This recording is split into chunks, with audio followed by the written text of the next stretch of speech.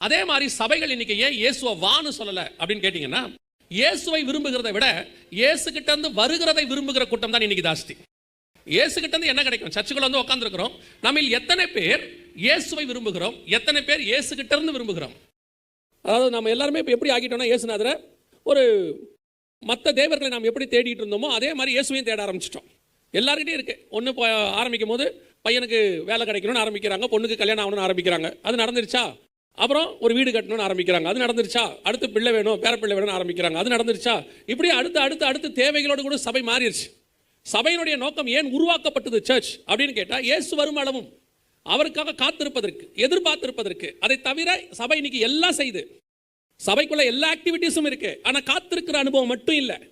அப்போ இன்னைக்கு மணவாளன் தூர தேசத்தில் இருக்கிறார், அவருக்கு வரணும்னு ஆசையா இருக்குது, அவர் எப்போ வேணாலும் வருவார், ஆயத்தப்படுவார். ஆனால் இன்னைக்கு நாம ஆயத்தப்பட்டு நிற்கிறோமா? வான்னு சொல்றக்கூடிய அனுபவம் இருக்கிறதா? அவர் எதிர்பார்த்திருக்கிற அனுபவம் நமக்கு இருக்குதானா? இல்லை.